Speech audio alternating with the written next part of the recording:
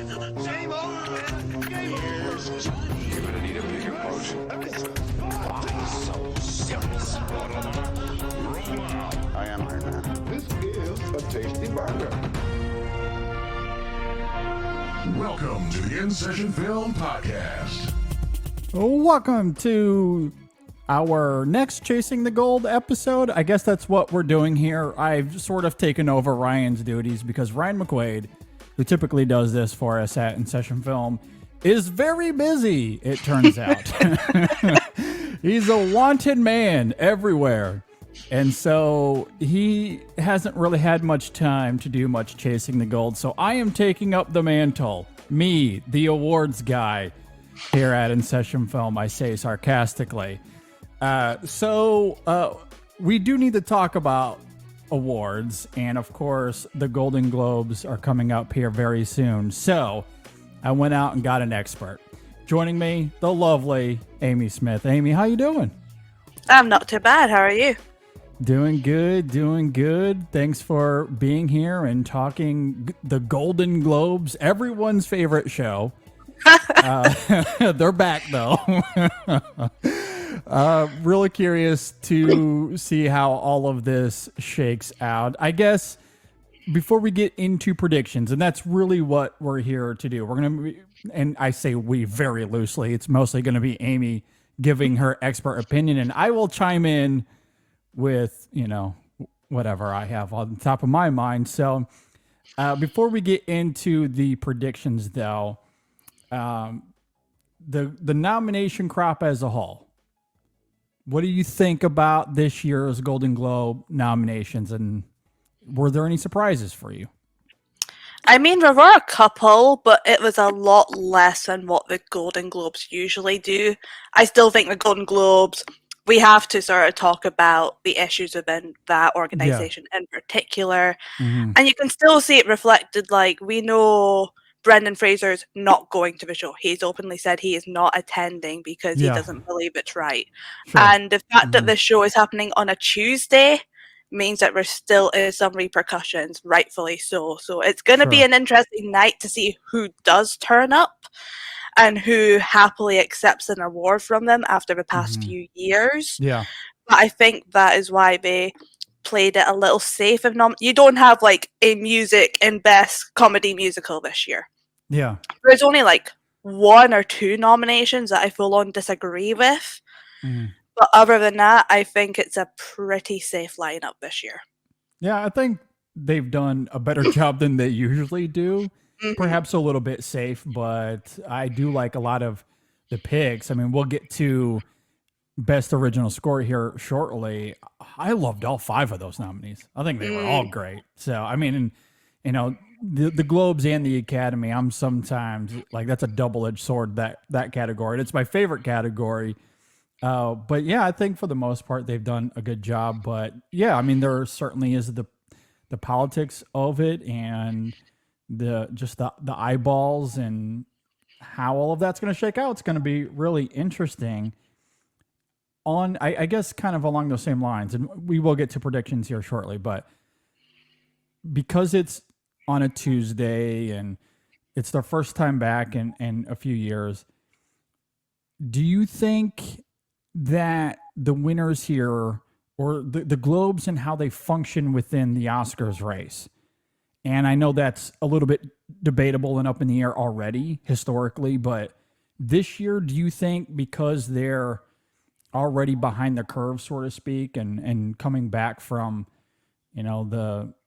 all of the backlash that they've experienced over the last few years, does it maybe have less weight this year than historically?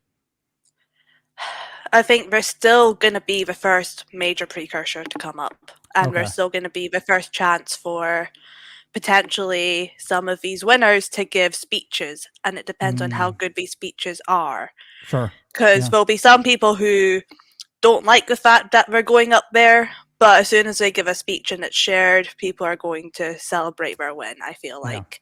Especially with a couple of nominees, especially in the acting category. So we have to wait and see. But if people make use of the time and give their speeches, I think it's still going to be a factor in the race. Okay. All righty. Very interesting. Well, let's dive into it. Let's get into some of these categories. Let's give the people what they want. They want to hear Amy predict these categories. Let's start with best foreign language film. The nominees we have here are All Quiet on the Western Front, Argentina 1985, Close, Decision to Leave, and RRR. All films that I quite like. If I'm being perfectly honest, some good stuff there. So, Amy, what's your prediction here? This is one of the, like, when we were entering this race, my first thought was, oh, Bardo's going to sweep because it's Inarritu. And then we saw the reactions from it, and it's been quite the opposite. Yeah. And now you have questions of whether All Quiet on the Western Front or Decision to Leave could end up winning. But then you also have RRR, which obviously isn't eligible to win at the Oscars because it was an India selection, but it's such a crowd-pleasing pick. Yeah. So this is honestly probably the toughest category to call. Okay. In my opinion. Yeah. Sure. All Quiet, Decision to Leave, or RRR, I can believe all of these can win. Okay. It's a coin toss. It's a coin toss. I mean, I've gone with All Quiet, but that's because that is my personal preference out of the three, so take your pick, essentially. Yeah, that's really interesting. I could absolutely see RRR winning here. The Globes, they love to play into the mainstream a little bit more than the Oscars, I'd say, and people love that movie, and I could definitely see it, but I mean, it's hard to ignore the prowess of Decision to Leave and All Quiet on the Western Front, for sure. And, you know, and I kind of wonder, perhaps you can give some insight into it, because as an outside observer of all of this, it feels like All Quiet on the Western Front has picked up a little bit of momentum. How that plays with these voters, I don't really know. So I could maybe see that, but yeah, it has picked up. It has picked up momentum because it was ended up being in the most shortlist at the Oscars. Okay, yeah. So that is why. And I think Netflix are really heavily focusing on Bardo in their promotion and their marketing. And I think they're only starting to realize now, despite all of us telling them this months ago, that if they actually put their money on All Quiet, they would get into Best Picture with it. Yeah, I think that's exactly what they should be doing. So we'll see. We'll see how that plays out here with the Oscars here shortly. But I guess my personal vote would be All Quiet, or at least maybe that's the one I would like to see win here. But if RRR wins, or even Decision to Leave, I mean, I'm certainly not going to be mad at any of those either. So, all right, let's talk about Best Animated Film. So here we have Guillermo del Toro's Pinocchio, Inu-Oh, Marcel the Shell with Shoes On, Puss in Boots: The Last Wish, and Turning Red. What do you think? It's probably going to be Guillermo del Toro's Pinocchio. You kind of can't then. Yeah. I mean, I just watched that film a few days ago, and I admire it more than I loved it. I don't know what the disconnect was, but I really admire the craft. Okay. But if I had a vote, it would go to Marcel the Shell with Shoes On. I've not seen a more adorable film in the past year. Yeah, I love that film quite a bit. If it ended up stealing this from Pinocchio, I won't be all that angry over Marcel winning. Because you're right, it's absolutely endearing. Such a charming little movie that I love. Del Toro's Pinocchio, it sounds like I'm much higher on it. That is one of my favorite films of the year. I do love the stop motion of it, the characters. I love how distinctive it is from a lot of iterations of that story.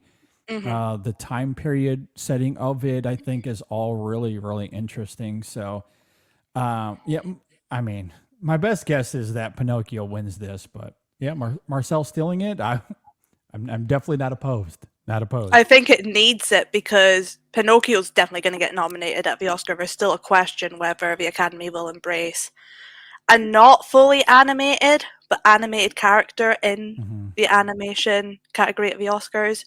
So if it won this, I think it'd be a major boost in its campaign. Yeah, and it's really interesting in that regard because obviously there's a ton of live action in Marcel comparatively anyway to the norm. So yeah, I'm curious how the Oscars does embrace it, but yeah, Pinocchio is probably going to dominate this category. I think. Oh, I if we're all being agree. honest. Yeah.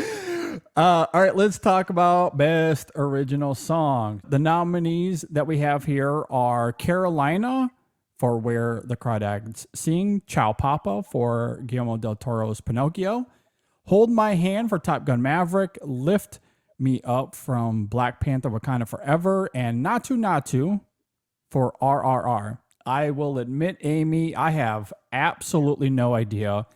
Best Original Song is the category that I feel like I'm always the most distanced from. So lay it out on me. Where does this category sit? Well, I did a whole piece on this for Next Best Picture, and I was writing this before we knew we had a new song from a weekend. But that song also, I don't think it's as good as I was expecting it to be. I think you're really looking at Hold My Hand and Lift Me Up. So Rihanna versus Lady Gaga. Ironically, Lady Gaga versus a Black Panther song for the second year. Yeah. So that's quite an interesting comparison. Yeah. I personally give the edge to Lady Gaga. I think Hold My Hand has actually held up much better despite it coming out in May as opposed to Lift Me Up in November. I could also see a world where Golden Globes wants to give an award to Taylor Swift and just goes Carolina. I could very much see that, especially with where Taylor Swift is right now in terms of pop culture, in terms of trying to gain respect from the film industry. Could very much go that way. I'm currently putting my bet on Lady Gaga potentially sweeping the season again. Interesting. What about, so earlier we mentioned this film. What is there any possibility, any world in which RRR steals this category? At least with the Globes, maybe not with the. I was going to say if it's gonna go anywhere, it'll be the Globes.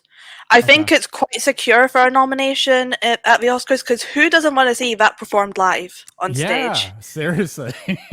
Like if you get them on stage, you get Lady Gaga, you get Taylor Swift, you get Rihanna, and then you give Diane Warren her nomination. Like that is a very solid 5. Yeah, I agree.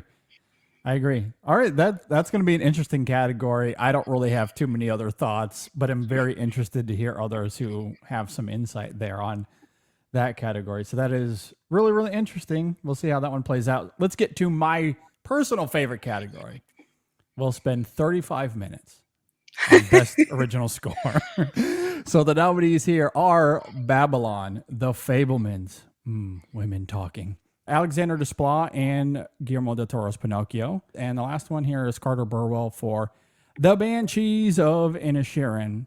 What do you have as your prediction for this category? Yeah, for this one, I'm having to predict kind of blind because my top 2, I haven't even seen the films because I'm in the UK and they like to hold on these as late as possible. I'm so sorry about that. It's all right. So my top prediction right now is John Williams for The Fabelmans. I mean, it's John Williams. I feel like, especially since this is his second to last project.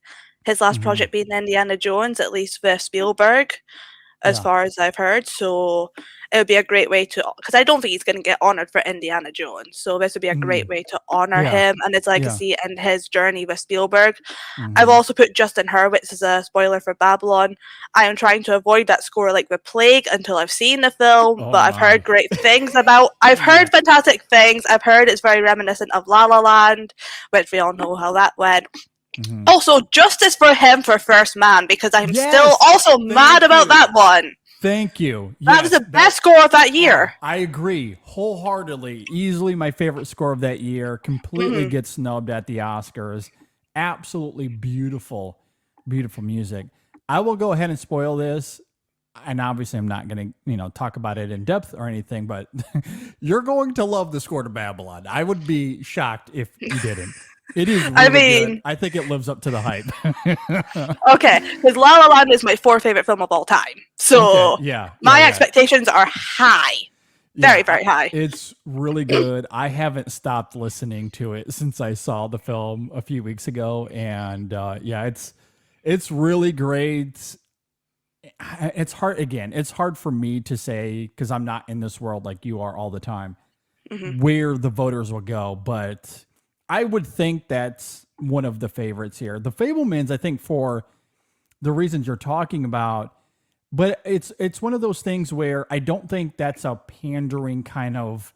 It's not a pandering nomination for sure, Oh no. and giving him the win, I think, is well deserved. It's a really great score that works wonderfully for the movie, and it's interesting to think about because The Fablemans is a movie that for anyone paying attention to Spielberg's career, and at this point it's most of us, he has been building to this moment for 40 years.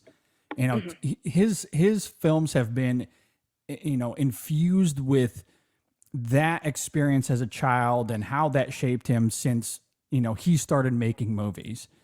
And to see that collaboration all the way through with John Williams to this point, you have a similar sense with John Williams as well.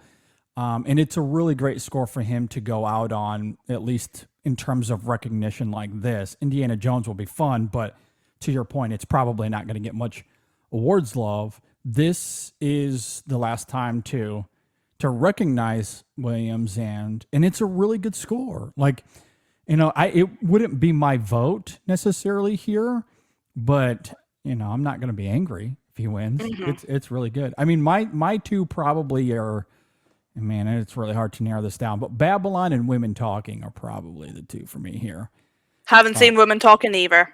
I'll be curious to hear your thoughts on all that film in its entirety.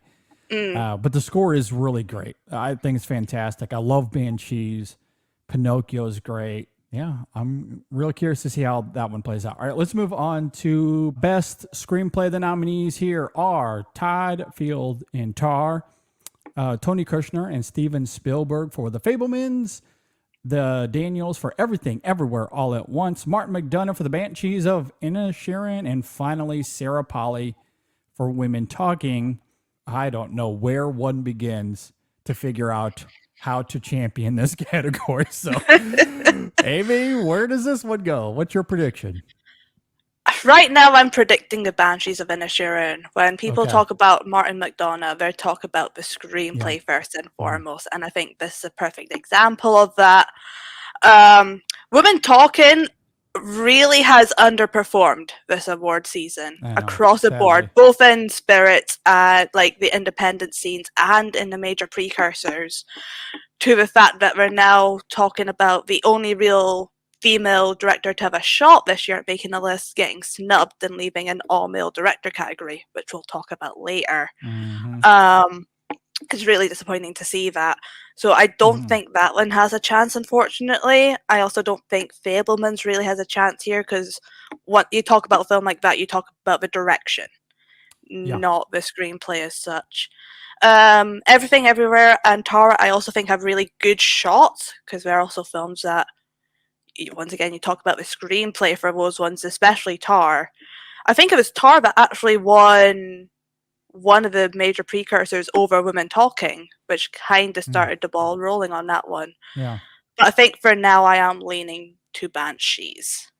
Yeah, I mean, Banshees makes a lot of sense. I do want to go on the record, though, of saying that the direction in Tar and the Banshees of Inisherin, I think, is equally as great as the screenplays. I don't think people talk about Martin McDonagh or Todd Field for Best Director enough. Those are really well directed movies. Banshees has some of the best cinematography of the year. The performances. I mean, you think about the craft of that movie. He directs the hell out of that movie. It's not just the screenplay. The screenplay, in many regards, is the star, as well as Colin Farrell and the performances. But his direction, I think, should be noted. And same thing with Todd Field. I think about that lecture scene and how important that is to the rest of the film and how it plays out. Or you think about some of the comedic elements, the editing of the accordion sequence, for example, or even that final shot at the end. It's really great. Anyway, I just wanted to say I think those are a little bit underrated. But in terms of screenplay, no denying Banshees, no denying Tar, and women talking should be in that conversation. Because I think Sarah Polley's direction, also fantastic. But the screenplay is really great. And so much of that film is shocking. It's women talking. It's a lot of conversation. It's these characters in a small space having a dialogue. Like, you know, so the screenplay is so vital to that film working and being as effective as it is. So it should be in that conversation. Hopefully for Oscar voters, it is. For the Globes, it's hard to say, but my best guess is this is a Banshees win. So That's what I would say. yeah, I think we're in the same boat there. All right, Amy, let's talk about Best Supporting Actor. The nominees we have here: Brendan Gleeson for The Banshees of Inisherin, Barry Keoghan for The Banshees of Inisherin, Brad Pitt for Babylon, Ke Huy Quan for Everything Everywhere All at Once, and finally Eddie Redmayne for The Good Nurse, a film that admittedly I have not seen yet. So Neither have I. what do you think about this category? This is the one where I have the issue. Why are we nominating Brad Pitt? I don't care how good he is in Babylon. I've not seen Babylon, but we know the allegations that are against him right now. Why are we giving him a spotlight? Yeah, And my fair. worry is I feel like the SAG Awards might just do the same thing. And I really, really would not want that. Like, you can nominate... There's no Paul Dano in here. There's no Ben Whishaw. You had Yeah. options here. Yeah. And I don't get why you didn't... It bugs me. Anyway, Ke Huy Quan's going to win for Everything Everywhere All at Once, and life is going to be good. That's all we need. That's all we need, and I'm here for that narrative anyway. We know he's got this all wrapped up, and I'm so excited to hear that speech. So excited to hear him talk about that film and his performance and everything that's led up to that moment. It's going to be really great. I'm very excited for it. I'm definitely with you on the Brad Pitt thing, and it's interesting because why Brad Pitt is there, because he's a name and a face, and that's what the Globes likes to do. They love to bring in these stars, but it's also odd given all the allegations and the turmoil that the Globes themselves have been in for the last few years, then to just bring that back onto them with this nomination. It is a bit odd, but to your point, he's lower on the list because even if Ke Huy Quan didn't win, I don't know if Brad Pitt is the next man up anyway. It's one of the Banshees boys, It's which one- yeah. everyone was thinking Gleeson was probably the main contender. I think, especially with that clip on Twitter, Yes. Barry Keoghan might actually be topping Gleeson in terms of who's second place right now. Yeah, I And would he's not my miss personal Brad Pitt. preference. Like, Yeah. he gives my favorite performance in that entire film. Yeah, very fair. He's really fantastic. I love all the performances, and yeah, I agree with you that one of the Banshees fellas is next in line. Ke Huy Quan is going to win that category. I don't think there's much doubt there, but Brad Pitt is mostly just going to be a face that's going to be in the crowd. Again, do they need that right now? Probably not, but at least he's just going to be sitting there and hopefully staying out of trouble. Not guaranteed, though. All right, let's talk about Best Supporting Actress. We have Angela Bassett for Black Panther: Wakanda Forever, Carrie Condon, The Banshees of Inisherin, Jamie Lee Curtis, Everything Everywhere All at Once, Dolly DeLeon for Triangle of Sadness, and Carey Mulligan for She Said. This is an interesting one. Where do you sit on this one, Amy? This is a category we all thought was locked up until Michelle Williams became a lead actress for some reason. And then it really opened up the curtains. I mean, in my opinion, Carey Mulligan is a lead, but hey ho, if this is how she gets her Oscar. I personally love Dolly DeLeon. I've been a massive supporter and advocate for Triangle of Sadness since Cannes. Jamie Lee Curtis, it should not be her representing that film. I understand why. I understand the push. I understand she really wants this and it's a legacy nomination, but Stephanie Sue gives the much better performance and has a much better role Yeah. and representation within that film. I kind of think it's between Kerry Condon for Banshees. That film is going to have an incredible night. That's my prediction on that. But Angela Bassett being in here is very interesting.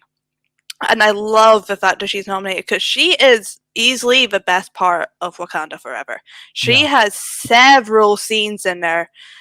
I don't know which one we're picking as a potential Oscar clip, but she has 3 or 4 that you could say, yeah, that's worthy of an Oscar. And she's another one that you think, how has she not won one yet?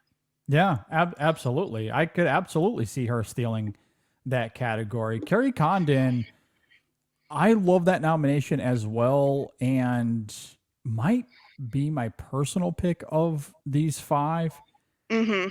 As much as I mean, I love the entire cast, so it's almost futile just, picking favorites, but she might be my favorite of the bunch there. She's so good in that movie, but I also love Dolly De Leon. That's probably my 1-2 punch. Jamie Lee Curtis, I love her. So, it hurts my heart to say, but that's 100% Stephanie Sue's spot.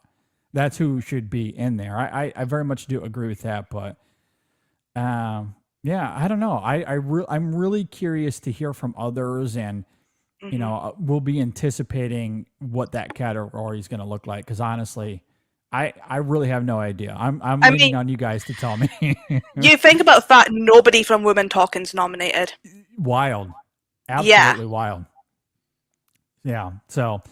Yeah, that'll be really interesting. All right, let's move on to Best Performance by an Actor in a Musical or Comedy. So for this category, we have Diego Calvo for Babylon, Daniel Craig for Glass Onion, Adam Driver for White Noise, Colin Farrell for The Banshees of Inisherin, and my God, do I love this nomination, Ralph Fiennes for The Menu. So where does this one go? Oh, it's Farrell. I don't see a world where this is not Colin Farrell.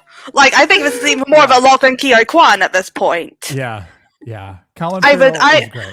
If I had my pick for second place, having not seen Babylon, Ralph Fiennes in The Menu, phenomenal. That movie overall was one of my biggest surprises of the year, but particularly his performance. But no, if this is not Farrell, I'm going to be incredibly shocked.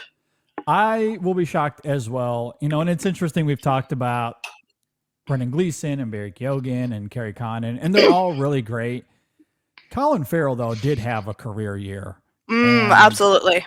It was funny because after Yang comes out, and the first thing out of my mouth was, I think he just gave the best performance of his career. And then the Banshees of Inisherin comes out, and I'm like, maybe I lied earlier in the year. What about the Batman?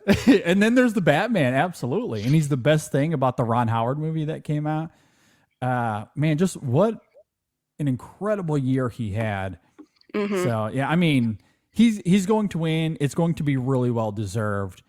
But yeah, Ralph Fiennes is fantastic. And even though he's not going to win this category, he gives maybe my favorite line delivery of the year when he's talking about that dessert in the final scene of the film, like that final shot.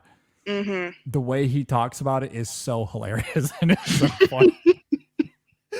Oh, I love it. It's good. Diego Calva, a nice little surprise. Love that he got nominated here. So, all right, let's talk about Best Performance by an Actress in a Musical or Comedy. The nominees: Leslie Manville for Mrs. Harris Goes to Paris, Margot Robbie for Babylon, Anya Taylor-Joy for The Menu, Emma Thompson for Good Luck to You, Leo Grand, and Michelle Yeoh, I assume the winner here, for Everything Everywhere All at Once. Am I wrong about that? She is definitely a favorite. There is a small chance Margot Robbie could surprise for Babylon. Okay. Potentially, it all depends on how much the Golden Globes love Babylon, and given the nominations, they loved Babylon. So, but I do think this will be Michelle Yeoh. It's hard to deny her. It is hard to deny her. And, it's interesting because there's certainly a disparity perhaps between Oscars voters and the Globes for sure. Mm-hmm. Because in an Oscars context, and I was talking about this with Brian Rowe last week, Everything Everywhere All at Once is such an anomaly, I feel like, because it's this really ambitious, weird, bizarre movie that typically I feel like the Academy wouldn't think twice about. And if it didn't perform at the box office, I don't know if the Academy would think twice about even looking toward this movie. But then it slays at the box office. It's hard to deny, the rolling snowball that is that movie. So like, I say all that to say, when it comes to the Oscars, it wouldn't surprise me at all if they don't embrace it like we all have. That's the thing. We've got the signs for that already. It failed to make the shortlist for makeup and hairstyling and visual effects. Yeah, I would not be surprised, and maybe that translates to even the performances. As great as they are, they feel like locks. They should be locks in many respects. I would not be surprised that just historically had that kind of movie isn't the Academy's cup of tea. Mm-hmm. So, I say that to say though, is the Globes aren't exactly the same. The Globes might embrace it a little bit more, but I don't know. It's hard to say. I mean, I'm currently not predicting Michelle Yeoh to win the Oscar. I mean, I think that's perfectly reasonable. I wouldn't be surprised, even though I feel like it should be her year. Great actress that we've seen and raved about and loved over the years. I don't know. Margot Robbie stealing this, though, I think is very much in play. Or at least I could see that. I won't be surprised. I'll just put it that way, I guess. All right, let's talk about best performance by an actor in a motion picture drama. We have Austin Butler in Elvis, Brendan Fraser in The Whale, Hugh Jackman for The Son, Bill Nighy for Living, and Jeremy Pope for The Inspection. So here is how I want to pose this to you, Amy. We talked about Ke-Huy Quan earlier and the narrative surrounding him for Everything Everywhere All at Once. Brendan Fraser has a really fascinating narrative here as well. Is he a lock here, or does someone like Austin Butler, who seems to have a ton of momentum as well, maybe he steals this?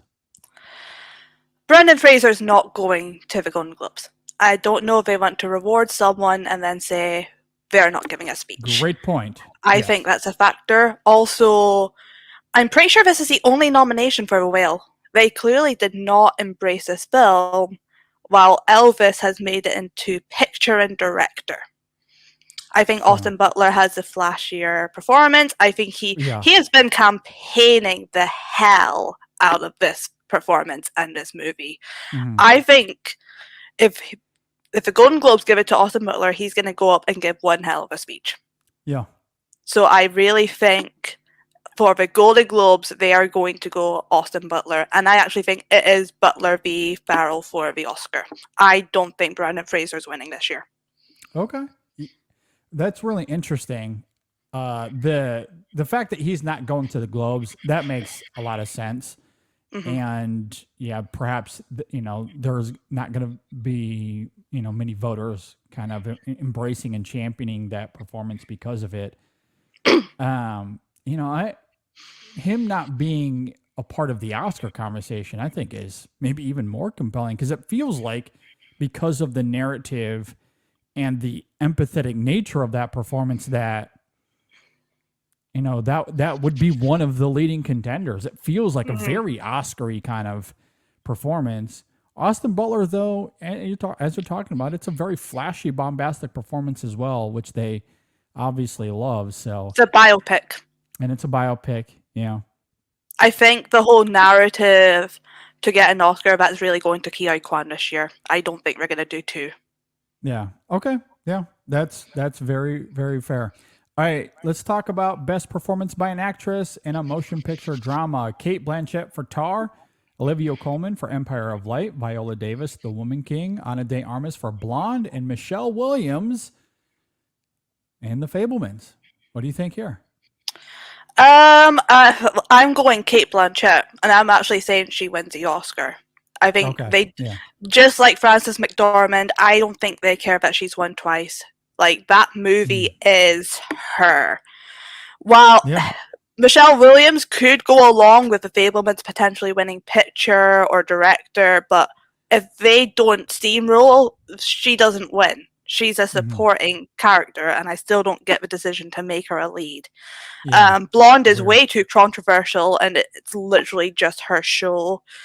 Olivia Colman is Olivia Colman. She'll charm people, but I don't think Empire Light is anything that people are willing to reward quickly. Viola Davis could be a spoiler, depending on how much people want to embrace the Woman King, because Sure. unlike Women Talking, which has not performed well, that's kind of gone to the Woman King. Yeah. Yeah, I'm going to be real curious to see how this plays out. I was really intrigued by your comments there about Kate Blanchett. And you might very much be right. I mean, she gives a powerhouse performance in Tar. It's easily one of the best performances of the year and one of the best films of the year. I just wonder, and we laid out some reasons why the Academy typically doesn't embrace a movie like Everything Everywhere All at Once. On the other side of that coin is the notion that Kate Blanchett has been here before. She has won. Michelle Yeoh hasn't. So would voters maybe look at that and go, "Hey, look, we've been here before with Kate Blanchett. We know how great she is. This is Michelle Yeoh's time," and maybe lend the votes that way.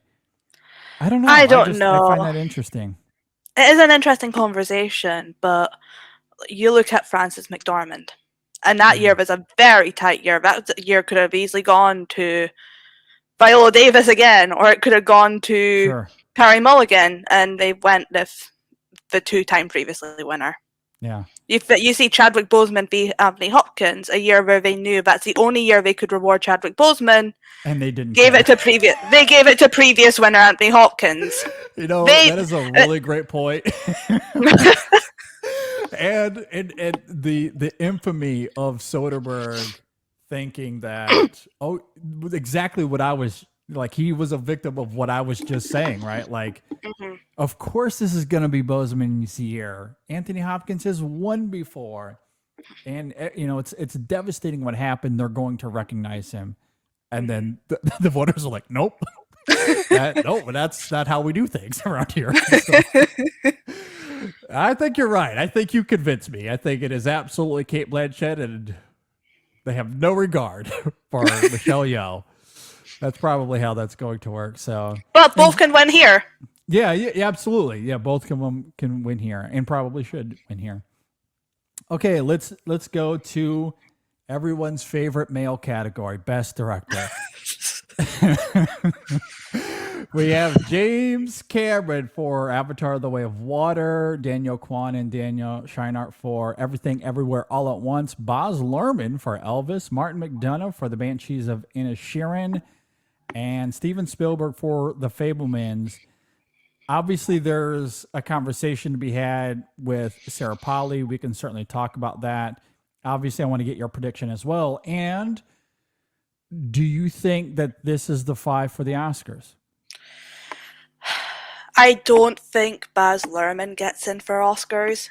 Okay. I also don't know if James Cameron gets in. I think the Daniels, Martin McDonagh, and Spielberg are safe. I think they crack the list. As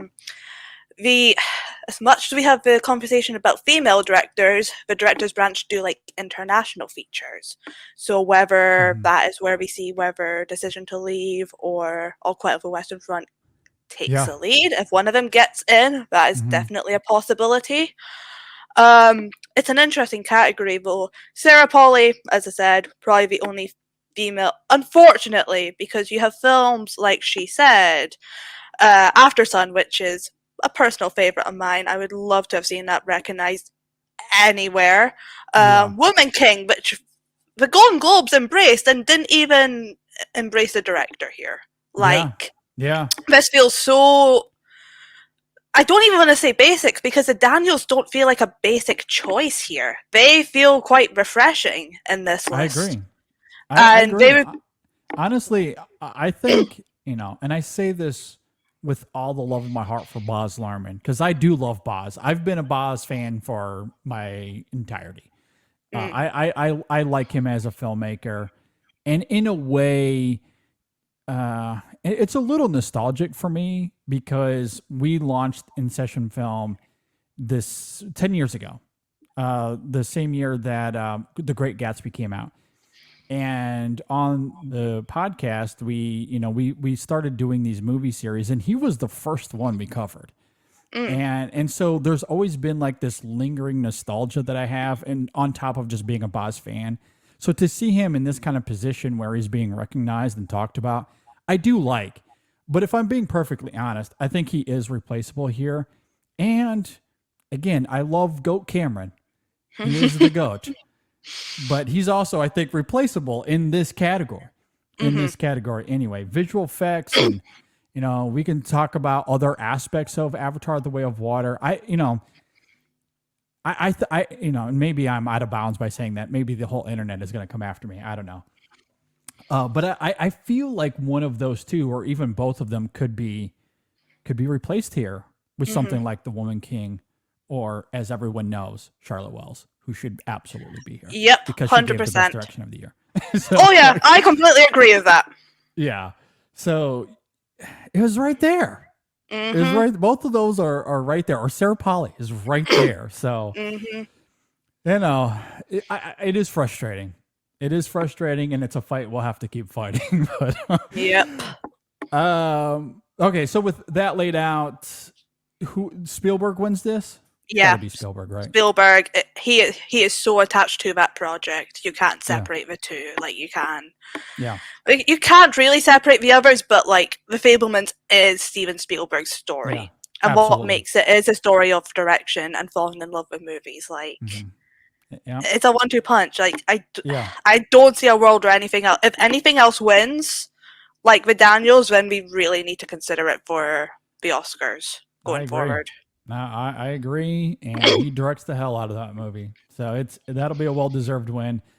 All right, let's get to the last two categories we have here. So we have, of course, Best Motion Picture, Comedy Musical, Babylon, The Banshees of Inisherin, Everything Everywhere All at Once, Glass Onion, and Triangle of Sadness.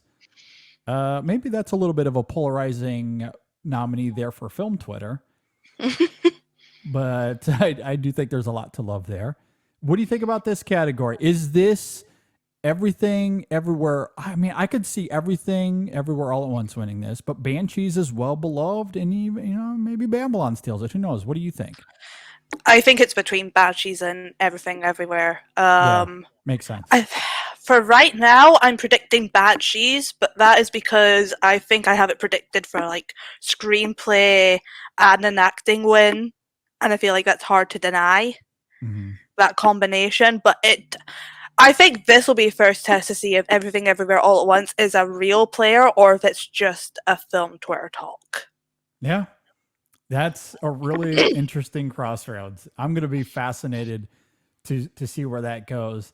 And even if it is, like, this is one of those categories and perhaps one of those years where Everything Everywhere All at Once, just being in the conversation, being a part of all of this, I think is just so fascinating because, again, it's just not a movie that we typically see these big awards groups embrace.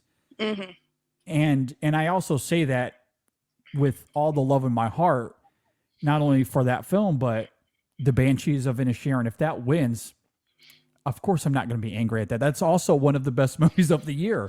Or even Babylon, if that somehow snuck in there and stole this. Or I don't think Glass Onion or Triangle have any shot here, but Banshees is really great. It's really good. So I just love that Everything Everywhere All at Once is a part of the competition. Like, it's there, and I don't know if I would have guessed that back in June. Probably not. I mean, if I had a vote, having not seen Babylon and knowing that would probably be my pick once I actually see it. But for right now, I would go Triangle of Sadness as my personal pick. I just adore that film. Yeah. Yeah, very, very interesting stuff there. All right, let's get to the last category we have here. So, best motion picture drama: Avatar: The Way of Water, Elvis, The Fablemans, Tar, and Top Gun: Maverick. Interesting crop there. So, what do you think? This is, I'm pretty sure, aside from Song, the only place Top Gun Maverick appeared. Yeah, So if they want to which reward is it, so interesting. it is. I thought they would actually go Tom Cruise for actor, but they didn't bite for that. Yeah. For me, it is between Fablemans and Top Gun Maverick. We're obviously having the discussion today of Avatar becoming the biggest box office film of 2023, well, 2022, but we all knew that would happen. I don't think anyone could predict the success of Top Gun Maverick before it came Yeah. out.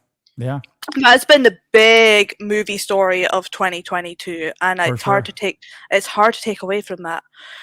I'm actually going a bit bold, and I've currently got Top Gun Maverick winning Best Picture. Oh wow! Yeah, I love think that. I love because that. for me, every winner for the Best Picture tells a narrative of where the film industry is at the time, where political climates are, where the world is at that time. What better way to celebrate 2022, the return of cinema, the return of big action film blockbusters, than to reward Top Gun Maverick? And you think about a preferential ballot, The Fablemans probably will rank high, but it might be mid for a lot of people. Everything Everywhere All at Once still has a chance to be bottom of a lot of polls, I feel, because it is still quite different to what the Academy goes for. I don't know anyone that would have Top Gun Maverick below 5 or 6. Yeah, that's a really great point because Avatar, that's a movie that's going to make $13 billion, but it's not. To your point, that's not going to be on the top 5 for a lot of voters necessarily. No. But Top Gun Maverick has an opportunity to be that movie. So I think that's a really great argument and a really interesting perspective to have on that. And I'm a little bit twofold on it, Amy, though, because there's always the inevitable, this film wins Best Picture, so now all of the internet has to hate that movie. Oh yeah, Unless you're Parasite and Moonlight. That's. But the thing is, like, I don't want to see film Twitter do that to Everything Everywhere All at Once. I don't either, which is why, like, as great as it would be to see either of those films win, I'm also selfishly hoping they don't. I still say, like, not Babylon, and La La Land lost Best Picture after winning it. It's the best thing could happen to that film. I agree. I've said that countless times on the show before. Absolutely, that is the best thing that's ever happened to it. And funny enough, I feel like out of the last few years, La La Land has had a little bit of, I don't know if resurgence is the right word, but people have talked about it in a different vein because Moonlight won, and that's what they wanted to win. So, it is a little bit of a double-edged sword in that regard. But I would also love, if Top Gun Maverick somehow won, it's not your conventional winner. No. And just your average moviegoer is obviously aware of it. That would intrigue them. And to your point, the whole idea of coming back to the movies, they were waiting because that film was supposed to come out in 2020, I believe. Yes, it was. And they waited 2 years because they believed in the power it has in terms of going to the theater and watching it and having that experience. So it certainly has a couple of different narrative threads there kind of working for it. So, and Tom Cruise in Top Gun gives the best performance we've seen from him since the early 2000s. Yeah, I would say so. At least. So, yeah, that's one I would kind of love that and kind of, God, I don't know how I would feel. I would, in the moment, I would be so thrilled. And the next day, I think I would have the hangover. Like, oh, God. So we'll see. We'll see how it all shakes out. I guess as we wind down here, Amy, do you have any final thoughts on the Globes? Any other predictions or anything you want to throw out there? I think we've covered everything. It's just going to be a very interesting night. I don't know if I'm Yeah. going to stay up for it because it's at like 1 a.m. my time. Yeah. We Yeah. will see. I just want to see how many celebrities get drunk. That's always the best part of these shows, Mhm. particularly the Golden Globes. I'm Mhm. interested in Jared Carmichael actually hosting. Yeah. I think Yeah, he's that- going to that be could be a. fun. I think he's a good host for what Yeah. they could probably get at the Yeah. time. So Yeah. it'll be interesting to see what the actual show is like. Yeah. That's what I'm certainly waiting to see. No, I think that's a really great point. And I'm also interested in the surprises because I always feel like the Mhm. Globes, maybe more so than the Oscars, tend to have these surprises they love to throw at us. So, Mhm. you know, what is going to be the win when they announce it where everyone's like, how the hell did we get here? You know, Potentially Anna de Armas for Blonde. I could so see them doing that. Phil Turner having a full-on meltdown of that. Oh, which the narcissistic part of me kind of wants to see that happen, but knowing that it's not a deserved win, but I don't know, maybe there'd be some fun there. Who knows? Anyway, with all of that said, thank you, Amy, for being here. Really do appreciate it. Tell us, you obviously do a bunch of work for us at InSessionFilm.com, but other stuff you do around the corners of the internet, and where can we find you on social media? Yeah, so you can find me on Twitter and Instagram at Films with Amy. If I'm not writing on In Session Film, I'm usually over at Next Best Picture. Yeah, be sure to go and check out Amy's work.